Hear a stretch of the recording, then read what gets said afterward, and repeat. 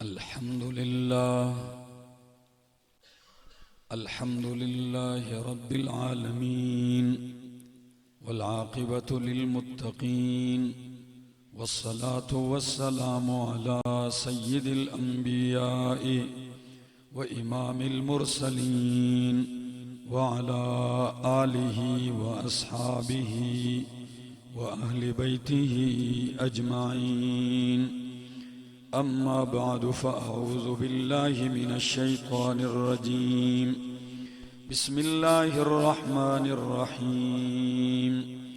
إذا جاء نصر الله والفتح ورأيت الناس يدخلون في دين الله أفواجا فسبح بحمد ربك واستغفره إنه كان توابا. الحمدللہ آپ تمام حضرات بر وقت تشریف لائے، بیٹھے اور انتظار کیا، اور جو گفتگو ہونی تھی وہ آپ نے سن لی ہے. میں بغیر کسی تمہید کے آخری 5 سورتوں کا ترجمہ پیش کرتا ہوں اختصار کے ساتھ. آپ لوگوں نے جانا بھی ہے، سفر بھی کرنا ہے اور روزہ بھی ہے. ارادہ تھا میرا کہ میں تفصیل سے گفتگو کروں، لیکن میرا گلا کل سے بالکل بیٹھ گیا ہے. اللہ ہم سب کا یہ بیٹھنا سننا قبول اور منظور فرمائے. ہمارا درس پہنچا تھا سورۃ النصر تک. آج ہم پڑھتے ہیں سورہ نصر سے آغاز کرتے ہیں. سورہ نصر مدنی سورت ہے. نزول کے اعتبار سے اس کا نمبر ہے 114. سورۃ التوبہ کے بعد نازل ہوئی ہے. قرآن کریم کی سب سے آخری سورت ہے نزول کے اعتبار سے سورہ نصر.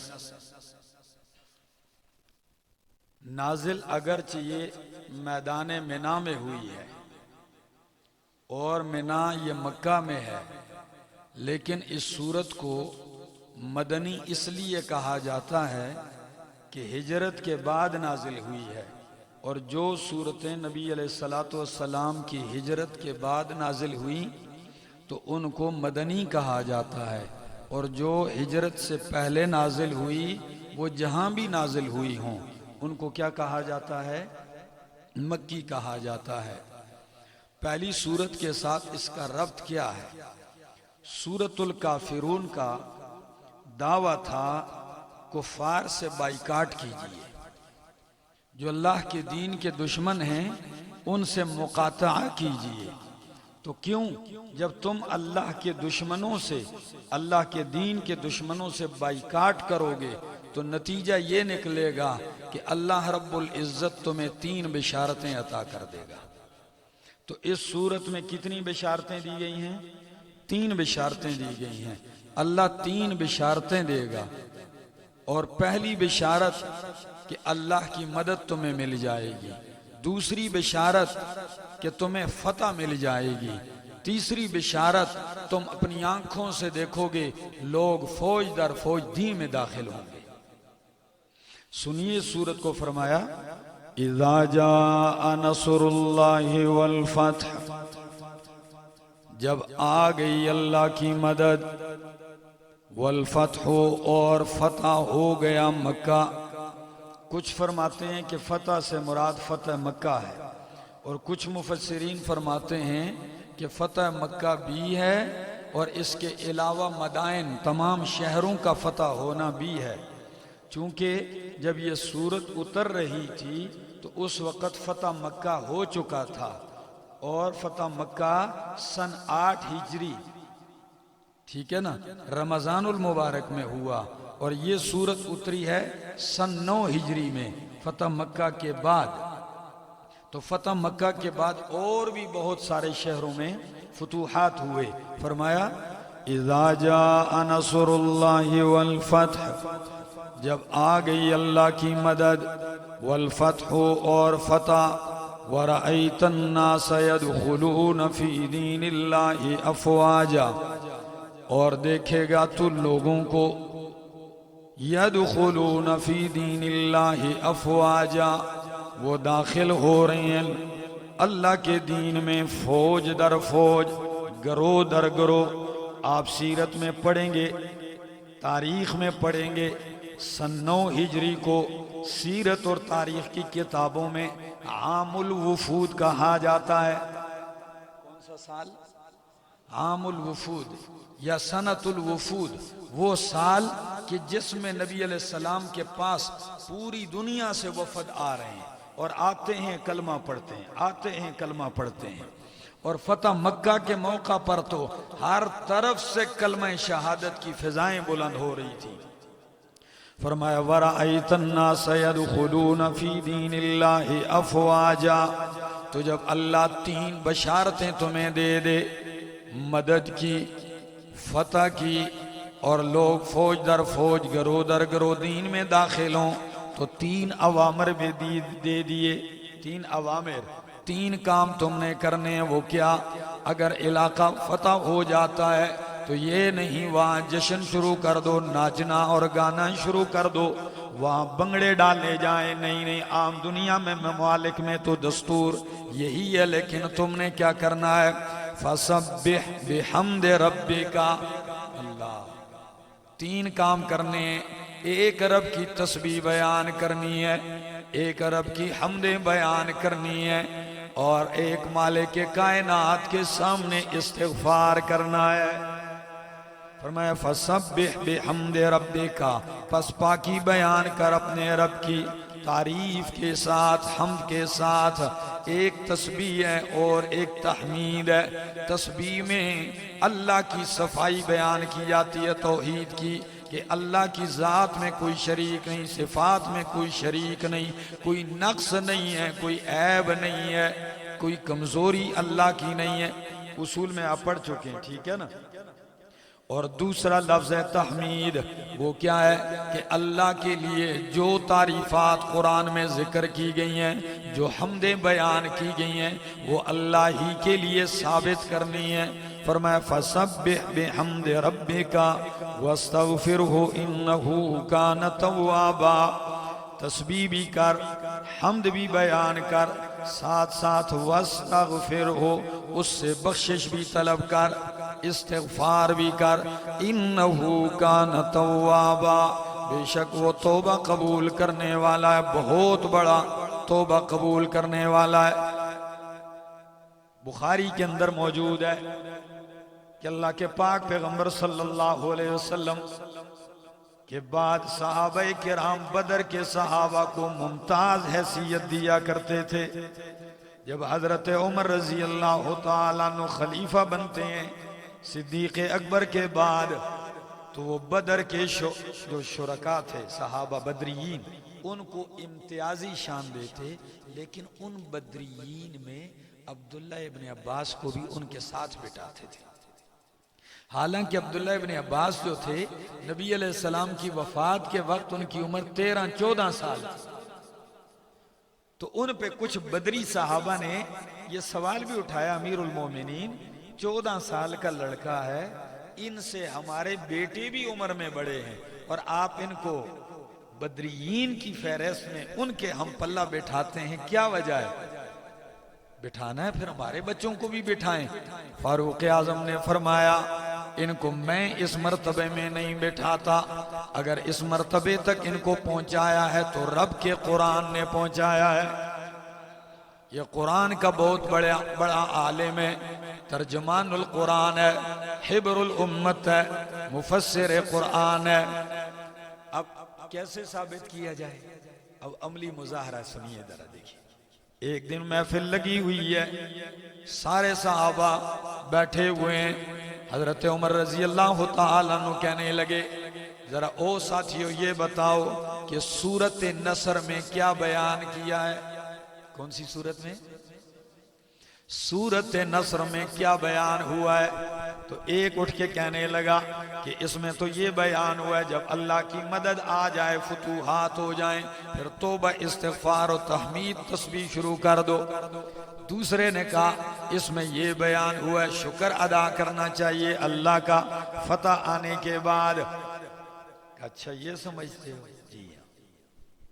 بلایا، فرمایا ابن عباس ذرا آنا، تو عبداللہ ابن عباس آتے ہیں، فرمایا ذرا اٹھ کے بغیر جھجک کے بتا کہ سورہ نصر میں کیا بیان ہوا۔ تو حضرت عبداللہ ابن عباس اٹھ کے کہتے ہیں اجل رسول اللہ صلی اللہ علیہ وسلم، سورۃ نصر میں اللہ نے اپنے پاک پیغمبر کی وفات کا بیان کیا ہے، آپ کو اشارہ دیا ہے آپ کی وفات کا۔ آپ بھی حیران ہوں گے 14 صدیوں کے بعد کہ ٹوٹل 3 آیتیں ہیں، کتنی؟ اور 3 آیتوں میں موت کا اور آخرت کا ایک لفظ بھی موجود ہے۔ اس کو کہتے ہیں فقاہت۔ اور یہ کہاں سے آتی ہے؟ میرے پاک پیغمبر نے یوں سینے سے جوڑ کے کہا اللہ میرے چچا کے بیٹے کو قرآن کی سمجھ اور فقاہت عطا کر۔ اس دعا کا نتیجہ ہے۔ اب آپ بھی پوچھیں گے کیسے ہے؟ فرمایا اس طرح ہے کہ اللہ فرماتے ہیں میرا پاک پیغمبر، دنیا میں پیغمبر کے آنے کا مقصد یہ ہوتا ہے کہ اللہ کا دین پھیل جائے۔ پیغمبر کے آنے کا مقصد یہ ہوتا ہے کہ فتوحات ہو جائیں اور اللہ کا دین غالب آ جائے۔ تو مکہ فتح ہو گیا ہے، علاقے فتوحات سے حاصل ہو گئے ہیں، لوگ فوج در فوج دین میں داخل ہو چکے ہیں۔ تو پیغمبر کے آنے کا مقصد دنیا میں یہی ہوتا ہے۔ جب یہ پورا ہو جاتا ہے تو اللہ اپنے پیغمبر کو دنیا میں نہیں رکھتے، اپنے پاس بلا لیتے ہیں۔ تو سورت بتلا رہی ہے کہ آپ کے جانے کا وقت آ گیا ہے، اور کوئی شک نہیں ہے۔ فاروق اعظم نے فرمایا او میرے ساتھیو، جو ابن عباس سمجھا ہے میں بھی یہی سمجھتا ہوں، میں بھی یہی سمجھتا ہوں۔ اور اسی صورت کے بعد 80 دنوں کے بعد کائنات کے امام محمد الرسول اللہ صلی اللہ علیہ وسلم دنیا سے رخصت ہوتے ہیں۔ اس صورت کے کتنے دنوں کے بعد؟ 80 دنوں کے بعد۔ اللہ تو اور جب کہا کہ استغفار کیجئے، تسبیح کیجئے، تو ام المومنین فرماتی ہیں ان آیتوں کے بعد ہر وقت لسان نبوت پہ توبہ اور استغفار، استغفر اللہ استغفر اللہ، ٹھیک ہے نا، استغفار پڑھا کرتے ہیں۔ یہاں تک کہ نمازوں میں کبھی تو محفل میں ایک محفل میں 100 دفعہ کہہ دیتے تھے۔ اب استغفار کے لیے ضروری نہیں ہے کہ کرنے والا گناہگار ہو، اس لیے یہاں استغفار کا حکم جنہیں دیا گیا ہے وہ امام المعصومین ہے، وہ تو انبیاء کے امام ہیں۔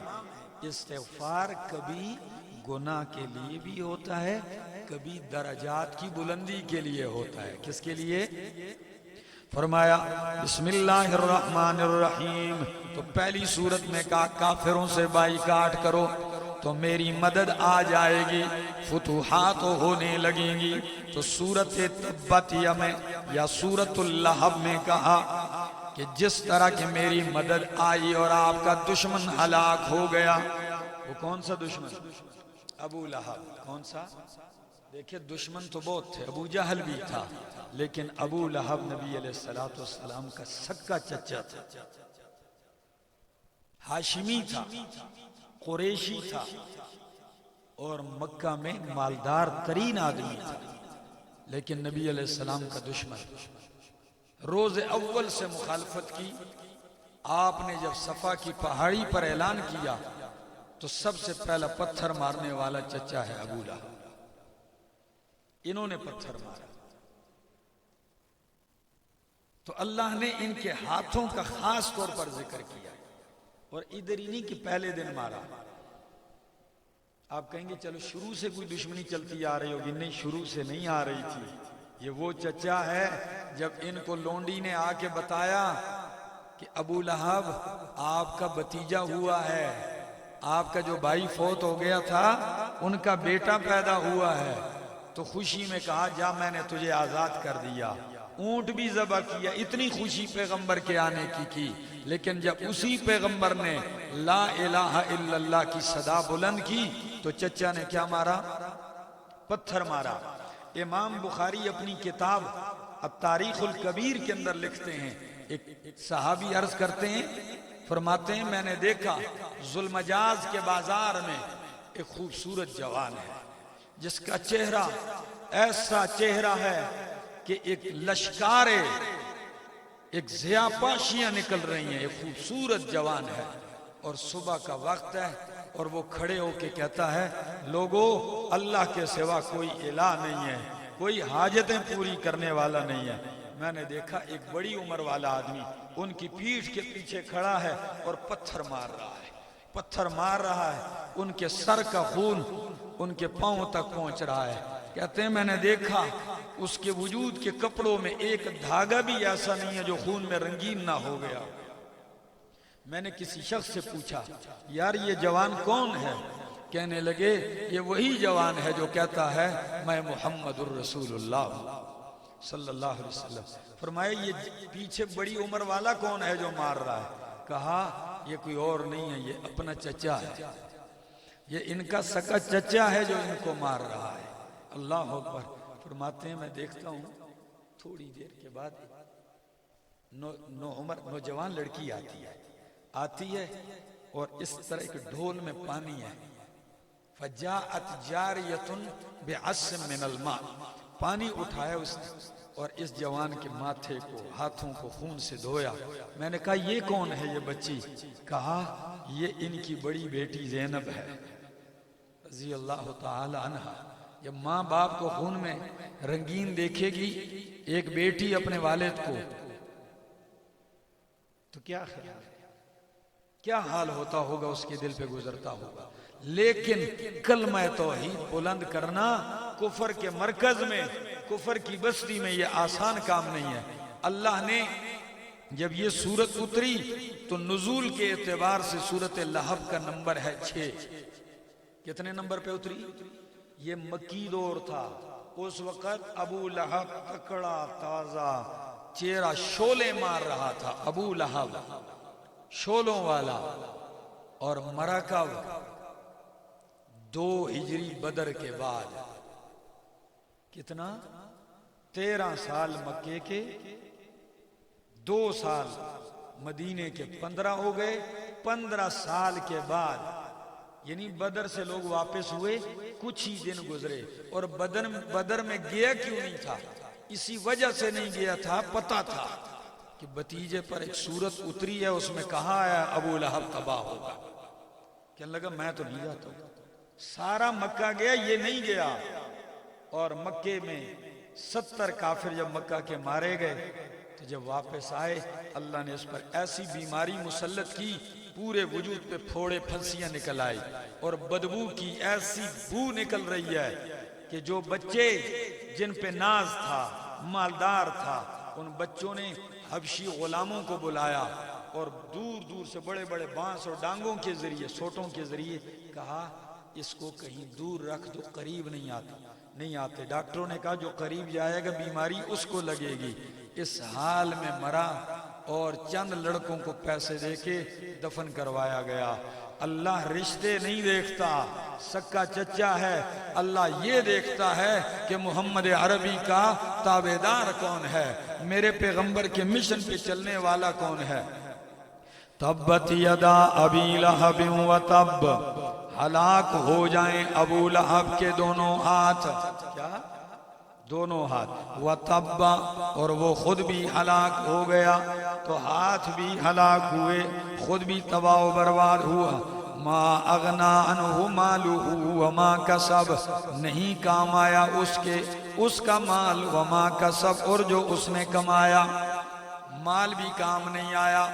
تفسیر البحر المحیط میں علامہ ابو حیان اندلسی کہتے ہیں 2 لفظ ہیں، ایک مالہ اور ایک ساتھ وما کسب، تو یہ کسب کیا مال نہیں ہے؟ وہ فرماتے ہیں جو مال اس کو باپ دادا کے میراث میں ملا، باپ سے میراث میں ملا اوپر سے، وہ بھی کام نہیں آیا، اور جو اس نے خود تجارت کر کے پھیلایا ہوا تھا وہ بھی کام نہیں آیا۔ دوسرا مطلب کہ ما اغنا عنہ مالہ، نہیں کام آیا اس کے وہ مال جو اس نے کمایا، سارا شامل ہے۔ وما کسب، اور اس کی اولاد بھی کام نہیں آئی۔ ما کسب، اس کی اولاد، چونکہ وہ اولاد بھی باپ کی کمائی ہوتی ہے۔ اولاد کس کی کمائی ہے؟ باپ کی کمائی، باپ کا سرمایہ، باپ کی دولت ہوتی ہے۔ تو پھر وہ جن اولاد بچوں پہ ناز کرتا تھا وہ بھی کام نہیں آئے۔ اور مفسرین نے ایک اور وجہ بھی لکھی ہے کہ مال بھی کام نہیں آیا۔ اور جو نبی علیہ السلام کی ولادت پہ جشن منایا، لونڈی آزاد کی تھی اور اونٹ ذبح کیا تھا، تو وہ خرچہ بھی کام، وہ نیکی کام نہیں آئی۔ فرمایا سیصلی نارن ذات لہب، فرمایا ان قریب داخل ہوگا نارن، آگ میں، ذات لہب، جو شولوں والی ہے، دنیا میں چہرہ شولوں والا، اور جائے گا آگ بھی کس میں؟ شولوں والی آگ میں۔ کئی فرماتے ہیں کہ یہ ان کا لقب یا کنیت تھی ابو لہب، ٹھیک ہے نا، نام ان کا عبد العزیٰ تھا۔ نام اس لیے نہیں لیا کہ شرکیہ تھا۔ کیا تھا؟ تو قرآن شرکیہ نام نہیں ذکر کرتا، عبد العزیٰ، عزیٰ کا بندہ، تو وہ نام نہیں ذکر کیا، اور کیا ذکر کر دیا؟ ابو لہب کنیت ذکر کر دیا۔ اور ایک اور جملہ علامہ مدلسی نے لکھا ہے کہ ابو لہب کو بھی بطور کنیت نہیں ذکر کیا۔ اس نقطے کو بھی سمجھیے، تو بطور کنیت نہیں ذکر کیا۔ عرب کی عادت تھی، جس طرح نبی علیہ السلام نے ایک دفعہ حضرت علی المرتضیٰ کو مٹی میں لیٹے ہوئے دیکھا تو فرمایا قم یا ابا تراب، وہ مٹی والے اٹھو۔ جس طرح ابو ہریرہ رضی اللہ تعالیٰ عنہ کے پاس بلی دیکھی، فرمایا یا ابا ہریرہ، تو ابو ہریرہ ہے، تو یہ ایک دم اس چیز کی طرف نسبت کر دیتے تھے۔ تو چونکہ اس نے جانا آگ میں تھا تو اس کا نام بھی کیا کر دیا؟ ابو لہب، آگ والا۔ جانا کدھر تھا تو کہہ دیا ابو لہب اس کو، سیصلی نارن، ان قریب داخل ہوگا آگ میں، ذات لہب، جو شولوں والی ہے، وامرأتہ، اکیلے نہیں جائے گا، ود فیملی جائے گا، اکیلے نہیں، فیملی کے ساتھ جائے گا، ٹھیک ہے نا، کیونکہ اس کی بیوی ام جمیل بنت حرب، وہ بھی پیغمبر کی دشمنی میں اس سے کم نہیں تھی، اتنی مالدار تھی اور رئیس کی بیوی ہے، لیکن بدبختی اور دشمنی کی انتہا کہ کنجوسی بھی اتنی کہ خود جاتی تھی، لکڑیوں کے گٹھے کاٹ کے لاتی تھی اور کانٹے کاٹ کے لاتی تھی اور نبی علیہ السلام کے گھر کے باہر پھینکتی تھی۔ سمجھ آگئی؟ فرمایا وامرأتہ، اور اس کی بیوی، حمالۃ الحطب، جو اٹھانے والی ہے ایندھن کو، حمالۃ الحطب، جو اٹھانے والی ہے لکڑیوں کے گٹھے کو، ٹھیک ہے نا، اور اردو والے کئی تراجم میں لفظ ملے گا ڈھونے والی ہے لکڑیاں، اٹھا اٹھا کے لکڑیاں لاتی ہے، تو فرمایا حمالۃ الحطب، اور لکڑیاں اٹھانے والا، ایک تو یہ کہ خود جاتی تھی جنگل اور لکڑیاں لاتی تھی، دوسری وجہ اس لیے کہا اس کو حمالۃ الحطب کہ اس کی عادت تھی کہ لکڑیاں صرف نبی علیہ السلام کے راستے میں کانٹے ڈالتی تھی، اور تیسری وجہ حمالۃ الحطب اس لیے کہا گیا اس کو کہ یہ عرب کی دستور لغت میں تھا، ان کے محاورے میں تھا، جو آدمی چغل خور ہوتا تھا، کیا ہوتا تھا، اور محلے میں گھوم کے لڑائیاں پیدا کرتا تھا، فسادی ہوتا تھا، تو لوگ اس کو کیا کہتے تھے؟ فلاں ہے حمالۃ الحطب، فلاں حمال الحطب، فلاں حامل الحطب، یعنی اس کے پاس ایندھن ہر وقت لیا ہوتا ہے، جدھر جاتا ہے آگ لگا دیتا ہے۔ اور ہمارے یہاں لوگوں کی کہاوت مشہور ہے کہ فلاں آدمی کے پاس پیٹرول ہے، ہر وقت پیٹرول کی بوتل اٹھائی ہے، جدھر دیکھتا ہے کوئی دو رشتہ دار اچھے بھلے محبت والے ہوں تو ادھر چھڑکا دیتا ہے، تو اس کا بھی یہ کام تھا۔ حمالۃ الحطب فی جیدہا حبل من مسد، اس کی گلے میں گردن میں حبل رسی من مسد، کھجور کی چھال سے بٹی ہوئی، مسد کس رسی کو کہتے ہیں؟ کھجور کی چھال سے اس کو بٹا جائے، ٹھیک ہے، عام لفظ بھی استعمال کیا جاتا ہے، اور امام ابو حیان اندلسی کہتے ہیں اور علامہ دریابادی بھی نقل کرتے ہیں کہ مسد کبھی کبھی لوہے کی رسی کو بھی کہا جاتا ہے، ٹھیک ہے نا؟ تو اس کے گلے میں قیامت والے دن جہنم میں توق ڈال دیا جائے گا، ٹھیک ہے نا؟ تو فی جیدہا حبل من مسد، اس کے گردن میں رسی ہے، گلے میں من مسد، بٹی ہوئی۔ اب یہ جملہ کہنے کا کیا مطلب؟ ایک تو یہ کہ ہر وقت اس کے گردن پہ رسی لٹکی رہتی تھی کہ بھائی کام کرنا ہے، اور ایک دن نتیجہ یہی نکلا، اسی رسی کے ساتھ گئی جنگل میں گٹھا لانے کے لیے، پاؤں پھسلا اور وہی گٹھے کی رسی گلے میں پھندا بن کے پھنس گئی اور اسی سے مردار ہو گئی، اسی سے مر گئی۔ اور ایک مفسر نے تو عجیب جملہ کہا ہے، وہ فرماتے ہیں اس کے گلے میں رسی نہیں، رسی اپنی جگہ، سونے کا ہار ہوتا تھا، اس کو کہا گیا فی جیدہا حبل من مسد، ٹھیک ہے نا؟ بہت بڑا ہار ہوتا تھا، اور محفلوں میں کہتی تھی جی یہ جو سونے کا ہار میں نے پہنا ہے نا، انفقوہا علی عداوت رسول اللہ، نبی علیہ السلام کی دشمنی میں، ان کی مخالفت میں یہ سونے کا ہار خرچ کروں گی۔ اللہ نے فرمایا وہی اس کے گلے کا پھندا بنے گا آخرت میں، فی جیدہا حبل من مسد، فرمایا دشمن سے بائی کاٹ کر لیا، اللہ کی مدد آ گئی، ملک فتح ہو گیا، دشمن ہلاک ہو گیا، تو آؤ اپنا اصلی مسئلہ بیان کرو، قل هو اللہ احد، کیا بیان کرو؟ قل هو اللہ احد۔ سورۃ اخلاص 22 نام امام رازی ذکر کرتے ہیں، کتنے نام؟ اس کا ایک نام سورۃ النور ہے، اس کا نام ایک سورۃ التفرید ہے، سورۃ التجرید ہے، اس کا نام سورۃ المعرفت ہے، اس کا نام سورۃ الولایت ہے، سورۃ الایمان ہے۔ سورۃ الولایت کیوں کہتے ہیں؟ کہ اس سورت کو سمجھ لو، یہی عقیدہ بنا لو، اللہ کے ولی بن جاؤ گے۔ اور سورۃ التوحید کیوں ہے؟ کہ واحد سورت ہے کہ جس میں اللہ کی توحید کے سوا کوئی دوسرا مسئلہ نہیں ہے۔ کیا خیال ہے؟ قرآن ختم ہونے لگا نا تو توحید کی بات نچوڑ، قرآن نچوڑتا ہے تو توحید ہی پہ آ کے بات ختم کرتا ہے۔ فرمایا قل هو اللہ احد، نزول کے اعتبار سے اس کا نمبر ہے 22، سورۃ الناس کے بعد نازل ہوئی ہے۔ فرمایا قل هو اللہ احد، کہہ دیجئے هو اللہ احد، وہ اللہ ایک ہے، یکتا ہے، اللہ الصمد، اللہ بے نیاز ہے، لم یلد، اس نے نہیں جنا کسی کو، ولم یولد، اور نہ وہ خود جنا گیا ہے، ولم یکن لہ کفوا احد، اور نہیں ہے کوئی ایک اس کا ہمسر اور ثانی اور برابر۔ قل هو اللہ احد، مکے کے لوگوں نے کہا ہمارے الہوں کا تعارف تو ہم کرواتے ہیں، ٹھیک ہے، کسی کا باپ ہے، بیٹا ہے، شجرہ ہے، تو ان سب لنا ربکا، صرف لنا ربکا، تو بھی اپنے رب کا تعارف کروا۔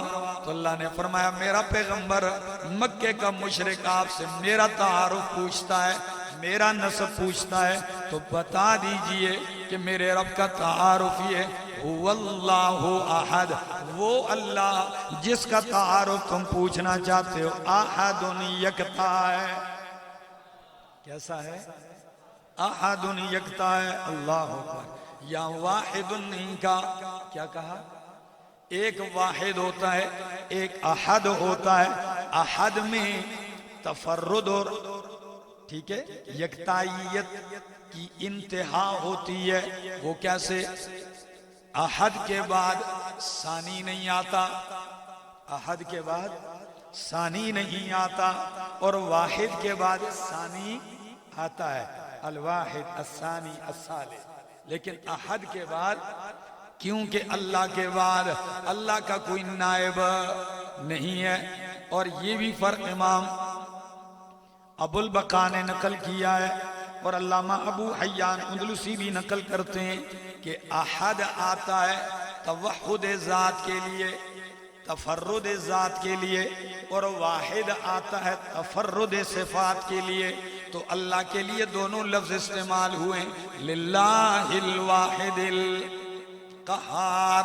قیامت میں اعلان ہوگا کہ کس کی بادشاہی ہے، جب کوئی نہیں بولے گا اللہ خود کہیں گے للہ الواحد۔ تو ادھر کیا ذکر کیا؟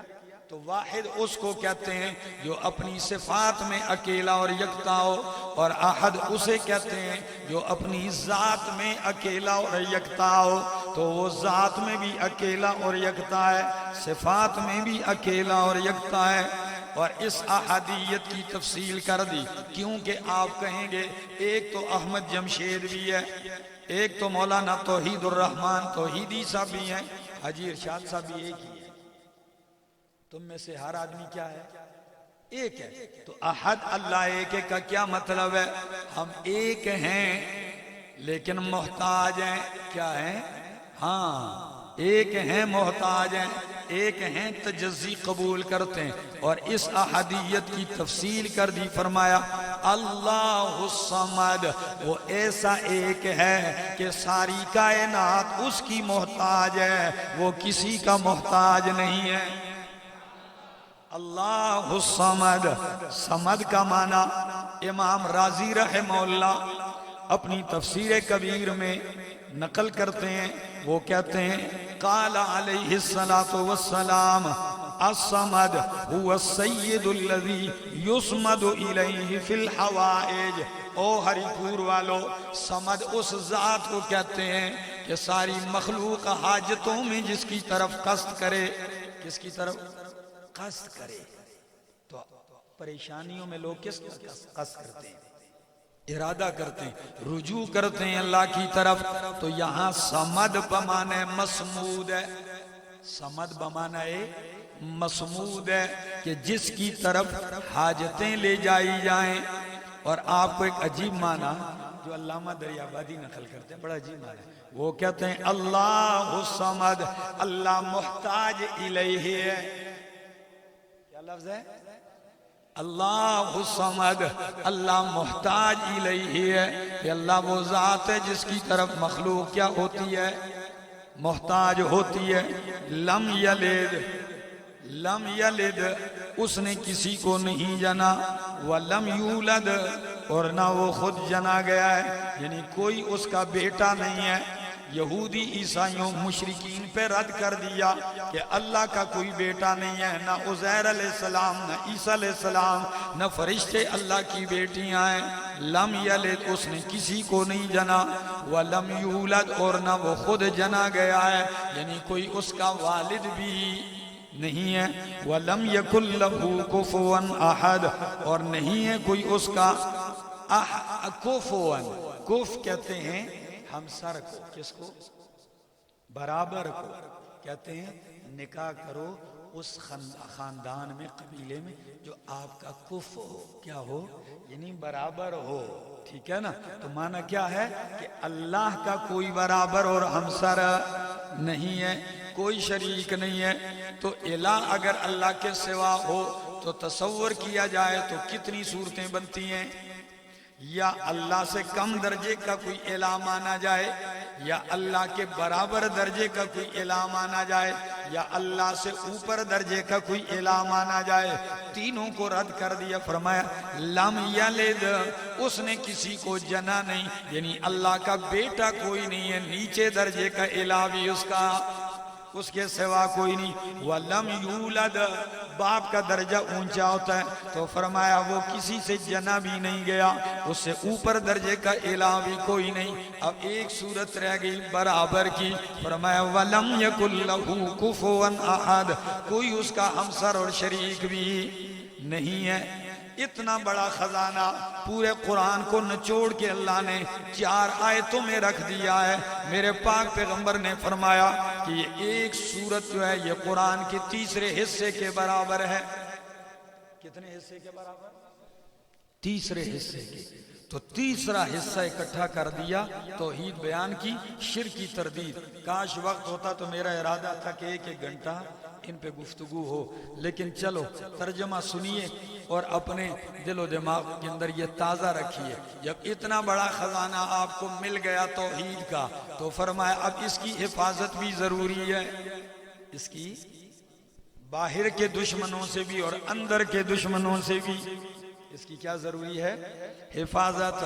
تو حفاظت کے لیے اللہ رب العالمین نے آپ کو 2 سیکورٹی گارڈ عطا کر دیے، جن کو معوذتین فلق اور ناس کہا جاتا ہے۔ اتنا خزانہ لے کے پھرتے ہو تو آپ 2 سیکورٹی گارڈ رکھ لو، ٹھیک ہے؟ ہاں، یہ آپ کے لیے اللہ کی پناہ لے کر دینے والی صورتیں، پہلی صورت سورۃ الفلق ہے اور دوسری صورت سورۃ الناس ہے۔ سورہ فلق نزول کے اعتبار سے اس کا نمبر 20 ہے، سورہ فیل کے بعد آئی ہے، اور سورۃ ناس نزول کے اعتبار سے اس کا نمبر ہے 21، سورۃ فلق کے بعد نازل ہوئی ہے۔ بہت اختصار کے ساتھ سنیے، قل اعوذ برب الفلق، قل کہہ دیجئے میرا پاک پیغمبر، اعوذ برب الفلق، میں پناہ میں آتا ہوں برب الفلق، مخلوق کے رب کی ایک معنی، اعوذ میں پناہ میں آتا ہوں برب الفلق، صبح کے رب کی۔ کون سی ذات کی پناہ میں آتا ہوں؟ صبح کے رب کی۔ الفلق، امام راغب معنی کرتے ہیں، کہتے ہیں الفلق اے الصبح، الفلق اے الصبح۔ اور امام ابو البقاء اپنی کلیات میں معنی کرتے ہیں، کہتے ہیں الفلق الصبح اذا انفلق من ظلمت اللیل، الصبح اذا انفلق من ظلمت اللیل، صبح جب رات کے اندھیرے سے پھوٹ جائے اسے کیا کہتے ہیں؟ فلق۔ تو معنی کرو، قل اعوذ برب الفلق، میں پناہ میں آتا ہوں صبح کے رب کی، من شر ما خلق، ہر اس چیز کے شر سے جو رب نے پیدا کی ہے۔ اللہ کی جتنی مخلوقات ہیں اور ان میں شر ہو، کیونکہ ایسی بھی مخلوق ہیں جو نیری خیر ہی خیر ہے، وہ مراد نہیں ہے۔ ایسی مخلوق جو اللہ نے سب جن کو پیدا کیا اور ان میں کیا ہو؟ شر ہو، تو فرمایا من شر ما خلق، مخلوق کے شر سے ہاں رب کی پناہ میں آتا ہوں۔ تو ہری پور والو، یہ دعا پیغمبر کو سکھلائی جا رہی ہے، تو بتایا جا رہا ہے کہ میری مخلوق میں سب سے اونچی شان میرے محمد کی ہے، لیکن پناہ لینے میں وہ بھی میرا محتاج ہے۔ ہاں، وہ بھی میری ہی پناہ میں آتا ہے، میں ان کو پناہیں دینے والا ہوں۔ لیکن ہمارے مسلمانوں کا عجیب حال ہے، کوٹھی بنا کے اوپر کالی کٹوی رکھ دیتے ہیں۔ دیکھیں نا، کوٹھی بنا کے کالی کٹوی رکھ دی، کوٹھی اس کی پناہ میں دے دی۔ اچھا، کئی اور زیادہ اچھے ہوتے ہیں، گاڑی لے کے آگے جوتا لٹکا دیا بچے کا، چلو نظر نہیں لگی، کالی لیر لٹکا سکتی، ٹھیک ہے نا؟ عجیب مزاج کے لوگ ہیں ہمارے۔ بچہ پیدا ہوتا ہے ہمارے ہاں پاس چھرا رکھ دیتی ہے، تو میں نے پوچھا یہ چھرا بچے کے ساتھ کل پیدا ہوا ہے، آج اس کے پاس چھرا رکھ دیا ہے، چاقو رکھ دیا، یہ کیوں؟ کہتے ہیں جی شیاطین ڈرتے ہیں۔ میں آکھے ایک پاس سے شیاطین اور جنات کو اتنا بڑھا دیا کہ عالم الغیب بنا دیا، اور دوسری طرف کہتے ہو کہ بچے کے پاس چھرا رکھا ہوا ہے، شیطان ڈر رہا ہے۔ شیطان اتنا الو کا چرخا، اس کو پتہ نہیں ہے، بس لوگوں کا ایک نظریہ ہے، ٹھیک ہے نا؟ ایک جگہ بال کتروانے گیا اپنے محلے کے قریب، اب تو میں جہاں سے چھوٹے کرواتا ہوں، بہت میرے دل کے قریب لوگ ہیں، موحد ہیں، بال چھوٹے کروانے بیٹھا تو اوپر دیکھتا ہوں گھوڑے کی نال لگی ہوئی ہے، سمجھ نہیں آ رہی کہ یہ کیا معاملہ ہے۔ خیر صبر نہ ہوا، میں نے کہا یہ اوپر گھوڑے کی نال کیوں لگی ہے؟ ہنس کے کہتے تسی لوگ نہیں مندے ہو۔ میں کہ جی مناؤ نا، سمجھاؤ۔ کہتا ہے جی بس یہ خیر اور برکت کے لیے اور پناہوں کے لیے، انا للہ و انا الیہ راجعون۔ میں نے کہا یہ خیر اور برکتیں اور پناہیں دیتا تو خود گھوڑے کے پاؤں کے نیچے گھستا، عجیب لوگ ہو تم۔ کیا خیال ہے؟ ریڈیو پہ ایک پیغام چل رہا تھا، ٹھیک ہے نا، تو اس میں ایک بندہ گیدڑ سنگی کے فضائل بیان کر رہا تھا۔ کس کی؟ گیدڑ سنگی۔ یہ مداریوں کے پاس ہوتی ہے، یہ جس کے پاس ہو تو وہ بادشاہ بنتا ہے، یہ ہو تو۔ ایک پٹھان سن رہا تھا، اس نے فون ملایا اور اس کو کہتا ہے انسان کا بچہ بن، لوگوں کو گمراہ نہ کر، گیدڑ سنگی کدھر ہوتی ہے؟ کہتا ہے گیدڑ میں ہوتی۔ انہوں نے کہا گیدڑ سنگی اتنی کمال کی چیز ہوتی تو گیدڑ جنگل کا بادشاہ ہوتا، چوری کے مرغے نہ کھاتا۔ اپنا عقیدہ درست کرو۔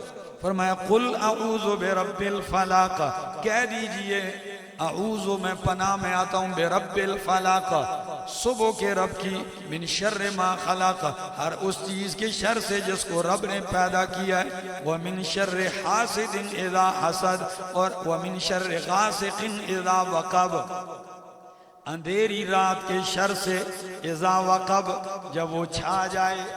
کس کے شر سے؟ اندھیری رات کی شر سے جب وہ چھا جائے۔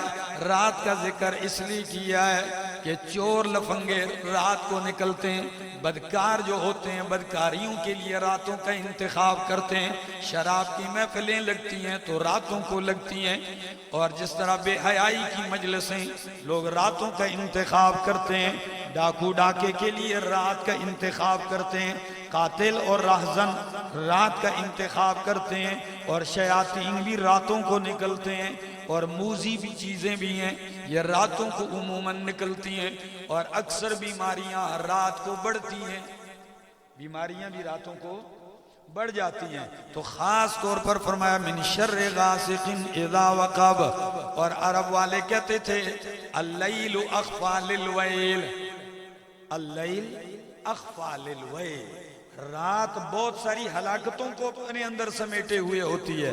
تو فرمایا وَمِن شَرِّ غَاسِقٍ اِذَا وَقَبْ وَمِن شَرِّ النَّفَّاثَاتِ فِي الْعُقَدِ، اور گروں میں پھونکنے والیوں کے شر سے۔ کس کے شر سے؟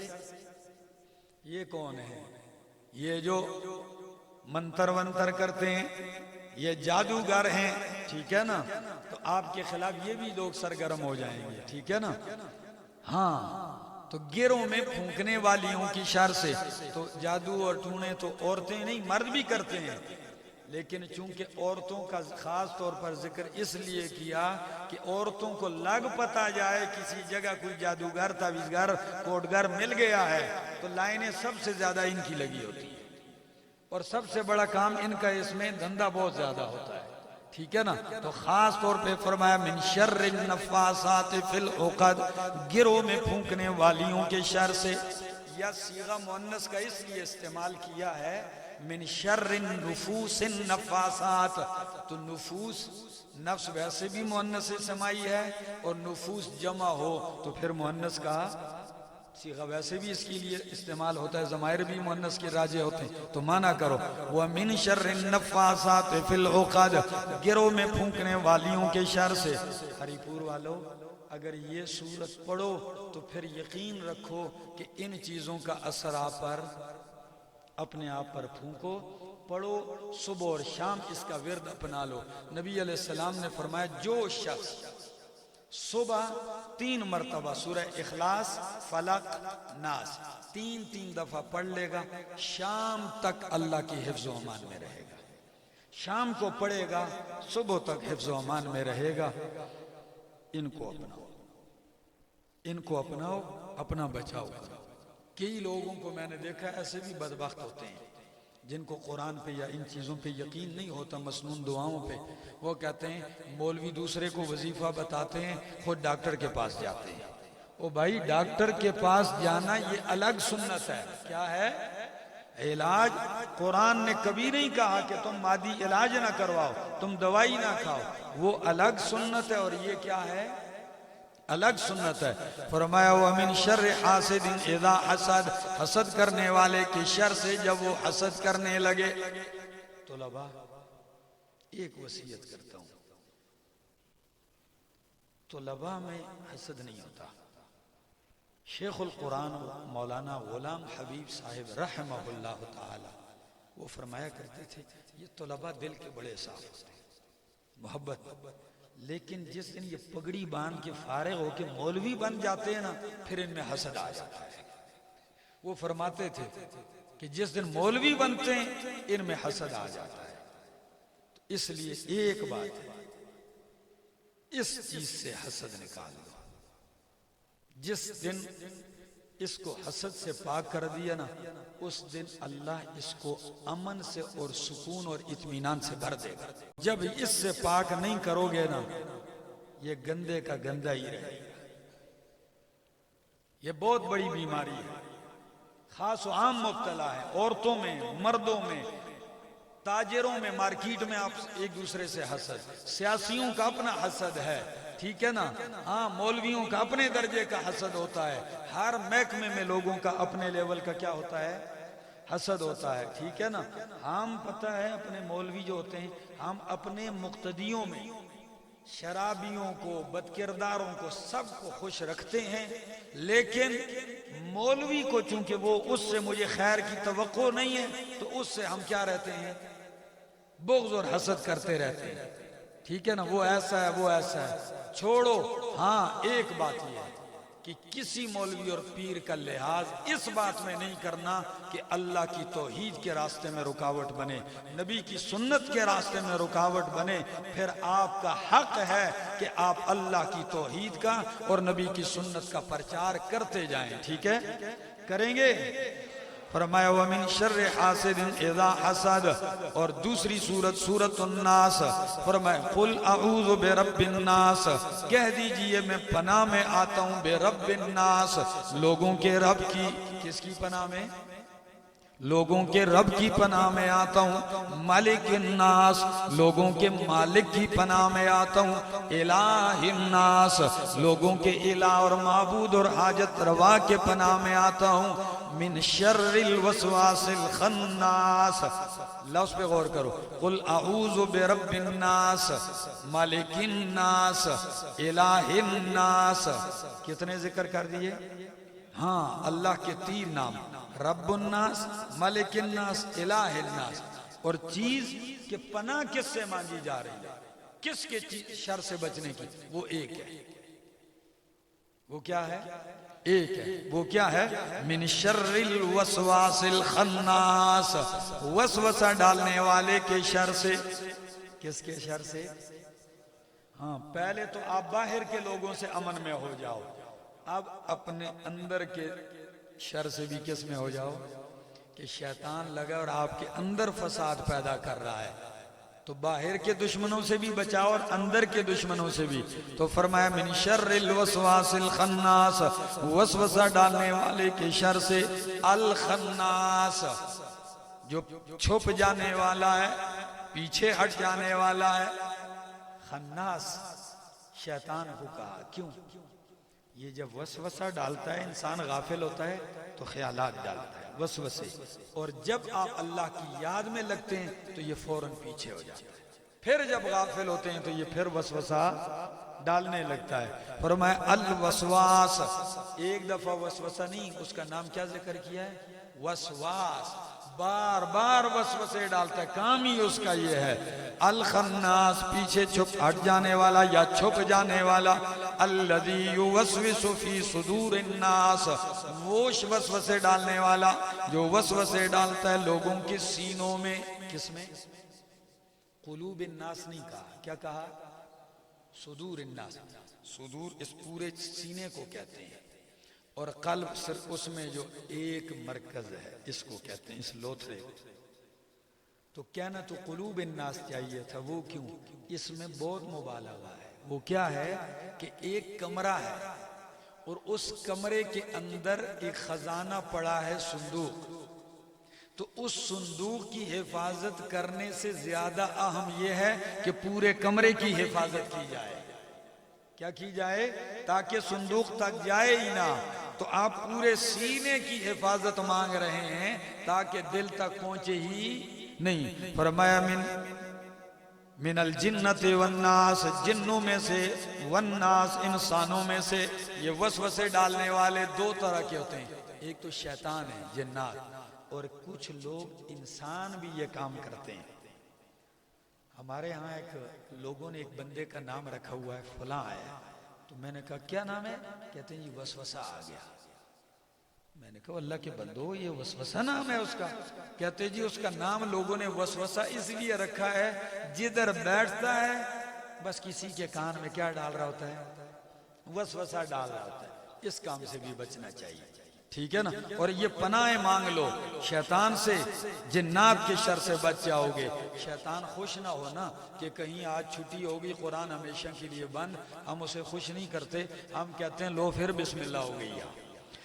فرمایا بسم اللہ الرحمن الرحیم، الحمدللہ، تمام صفات الوہیت للہ اللہ ہی کے لیے ہیں، رب العالمین جو رب ہے تمام جہانوں کا، الرحمن جو بڑا مہربان ہے، الرحیم نہایت رحم والا ہے، مالک یوم الدین مالک ہے روز جزا کا، ایاک نعبد خاص تیری ہی ہم عبادت کرتے ہیں، وَإِيَّاكَ نَسْتَعِينَ اور خاص تجھ ہی سے مدد مانگتے ہیں، استعانت مانگتے ہیں، ما فوق الامور چیزوں میں یا ما فوق الاسباب امور میں تجھ ہی سے مدد مانگتے ہیں۔ اہدنا الصراط المستقیم مضبوط کر دے ہمیں صراط مستقیم پر، صراط الذین انعمت علیہم راستہ ان لوگوں کا جن پر تو نے انعام کیا، اور وہ انعام یافتہ لوگ کون ہیں؟ غیر المغضوب علیہم جن پر غضب بھی نہیں ہوا، ولا الضالین اور وہ گمراہ بھی نہیں ہوئے، آمین۔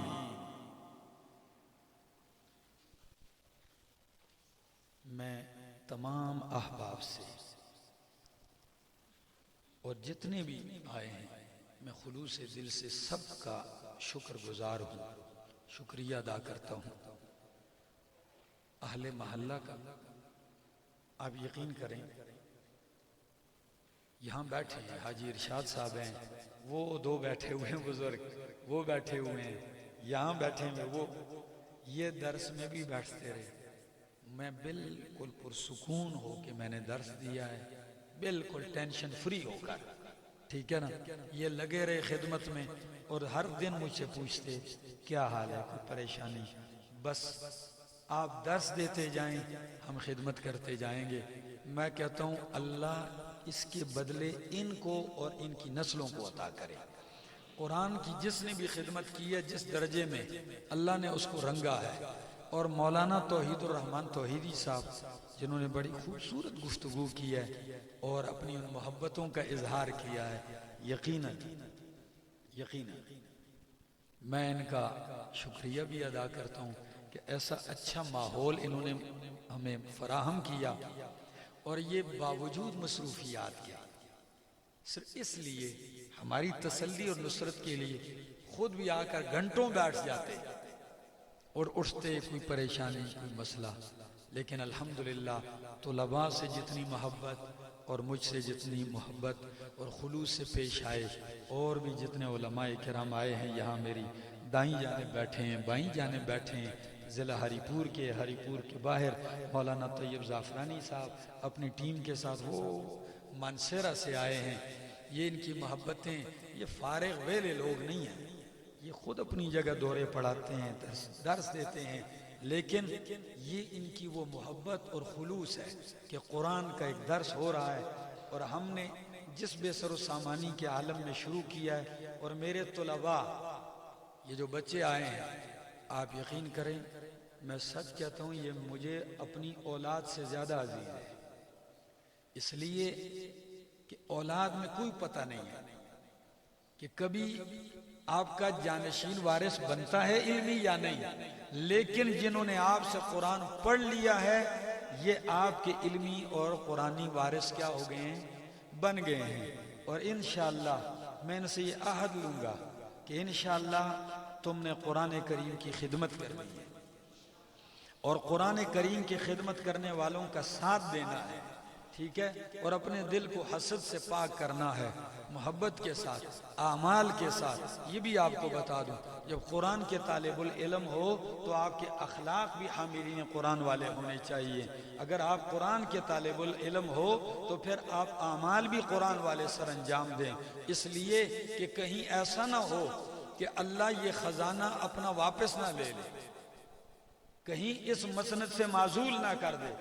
بڑے لوگ ہیں معزول ہو جاتے ہیں، ان انسان کو سمجھ نہیں لگتی، اور کئی دفعہ سوچتا ہے۔ وہ پرانے زمانے میں ایک زلزلہ آیا تھا نا، تو ایک بڈھی ماسی، زلزلے میں لوگ ادھر ادھر بھاگ رہے تھے، تو وہ کہتی یا اللہ آپڑا کوئی گناہ بھی صحیح نہیں تو پتہ نہیں کیوں ہل دی یہ زمین، ٹھیک ہے نا، کہ مجھے اپنا کوئی گناہ بھی نظر نہیں آ رہا ہے، غلطی بھی نظر نہیں آ رہی ہو، پھر زلزلہ آ گیا۔ مصیبت یہ ہے کہ ہمیں اپنا گناہ اور غلطی نظر آتی نہیں ہے، یہ مصیبت ہے۔ ہر وقت اپنا محاسبہ کیے کریں۔ ہم انسان ہیں، نہ معصوم ہیں نہ محفوظ ہیں، بلکہ 14ویں صدی میں گزرنے والے انسان ہیں، ٹھیک ہے نا۔ میں آپ لوگوں سے بھی کہوں گا، اگر آپ ہمیں یہ سمجھتے یہ ممبر پر بیٹھنے والا فرشتہ ہے تو یہ ذہن سے نکال لیجئے، ہم اس معاشرے کے فرد ہیں، ہم سے قدم قدم خطائیں ہوتی ہیں، ٹھیک ہے، ہم فرشتے نہیں ہیں۔ لیکن ایک بات ضرور ہے، دعا کریں کہ اللہ ہم سب کو اور آپ کو ان سے بچنے کی توفیق عطا فرمائے، رب کی پناہ مانگتے رہیں۔ تو میں تمام اپنے طلباء کرام کا، میرے پاس الحمدللہ بہت سارے طلباء آئے ہیں اس دفعہ، طلباء بھی ہیں، علماء بھی ہیں ان میں، ٹھیک ہے نا، قابل طلباء ہیں، بہت قابل طلباء ہیں ماشاءاللہ، اور میں ان سے انتہائی مطمئن رہا ہوں۔ میں ان سب کے لیے جتنے میرے دن درس کے گزرے ہیں، کوئی دن ایسا نہیں گزرا جس دن میں نے ان کو یاد نہ کیا ہو۔ دعاؤں میں ان کے لیے بھی دعائیں کرتا رہا ہوں، اور انہی کے دعاؤں کا نتیجہ ہے کہ اللہ نے ہمیں بھی یہ توفیق دی ہے۔ تو میں دعا کی درخواست کرتا ہوں، تو یہ سب آپ دعا کریں۔ آمین۔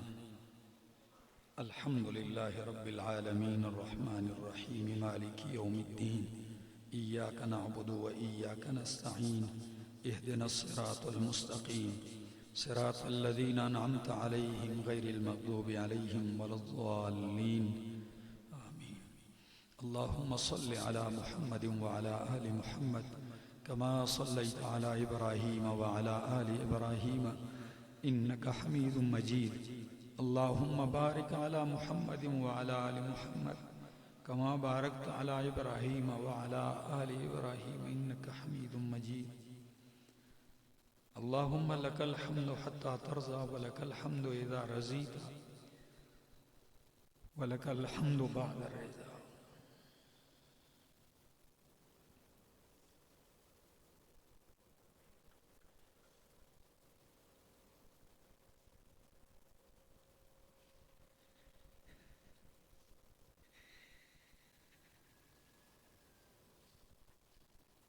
دعا فرمائے، ہم بہت نالائق ہیں، اللہ نے اس نالائقی کے باوجود قرآن کے سامنے بٹھایا ہوا ہے۔ اللہ تو ہمارا یہ بیٹھنا اور یہ ٹوٹے پھوٹے ہوئے الفاظ قبول فرما۔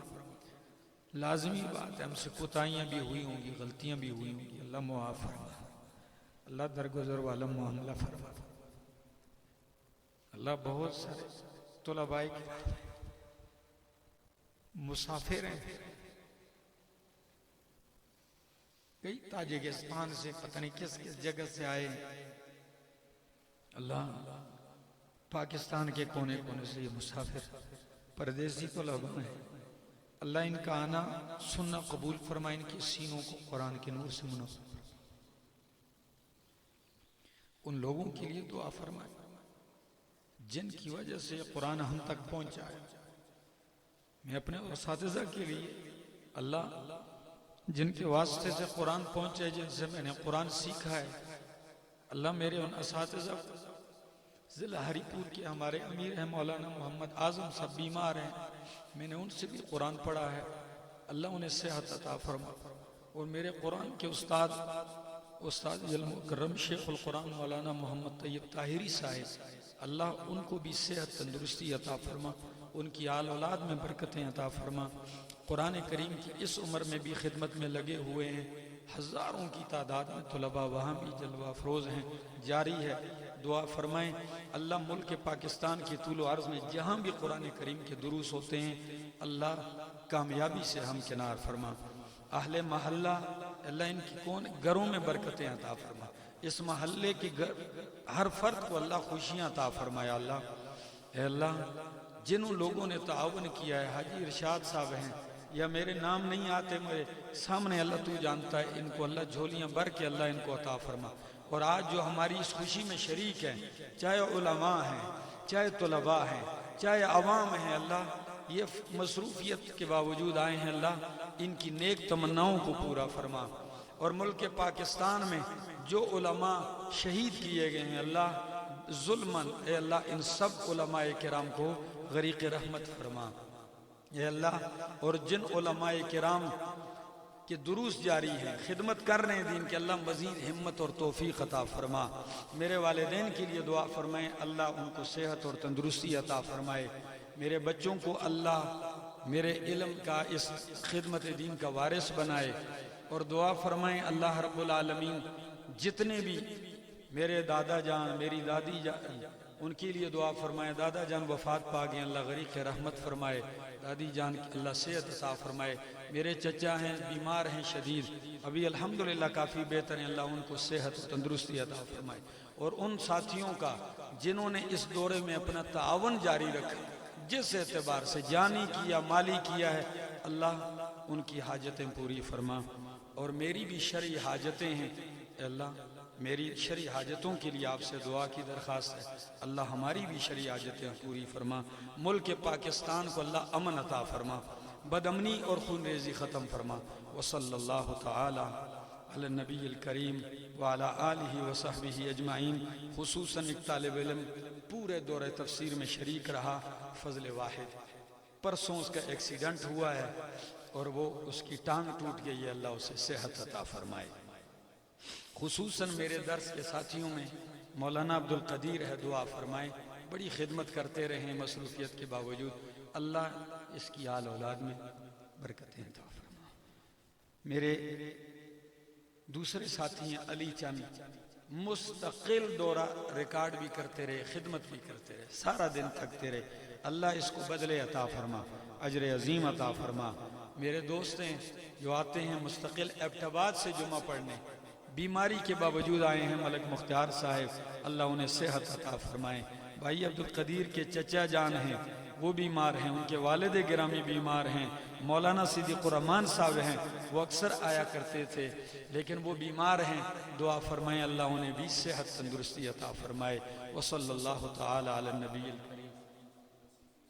یہ جو مدرسہ جس میں ہم نے یہ خدمت سر انجام دی ہے، پاک پروردگار اس مدرسے کو آباد کرے، اسے آباد کرنے والوں کو اللہ آباد کرے، اور اللہ اسے ترقی عطا فرمائے۔ توحید الرحمن توحیدی سب کو اللہ مزید ہمت طاقت اور توفیق دے کہ یہ خدمت دین کرتے رہیں، اور یہ انہی کو نہیں صرف ان کی نسل میں بھی اللہ کرے، ان کو اللہ اچھے جانشین عطا فرمائے۔ وصلی اللہ تعالی علی النبی الکریم وعلی آلہ وصحبہ اجمعین۔